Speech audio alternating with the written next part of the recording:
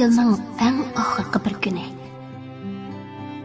Bu yil bizga nurg'un aslimlarni qoldirdi. 2020-yili mehr muhabbatning qandaqligini his qildik. Ömrlikning, inoq ittifoqlikning kuchining qanchalik zo'r ekanligini bilib yetdik. Yo'qlikning ochiqligini, yolg'izlikning yomonligini, ayrilishning azobligini haqiqiy tanib yetdik. Bu yil bizga tovlanish yili bo'ldi.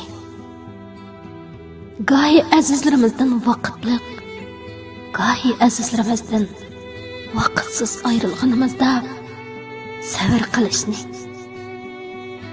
sirlarga chiqolmay uyga solanganda putimizning, ko'zimizning, qo'limizning borlig'idan qanoat qildigan bo'ldik. Sarxil esil taomlar tizilgan aylanma ustallardagi tomoqlarni yegimiz keldi-yu.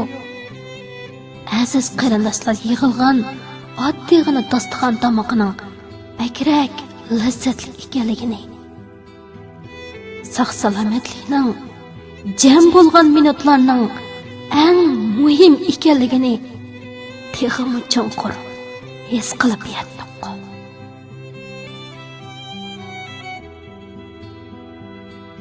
Bu tovlanish yili bizni haqiqatan tovladi. Ig'ir besiq, tamkin bo'lishni, g'ayratli bo'lishni, qanoatchan bo'lishni, mehr muhabbatli bo'lishni, kam qo'rsoq, apuchan bo'lishni, iqtisodchan, shundoqli saxovatchan, umidvor, tirishchan bo'lishni o'rgandik.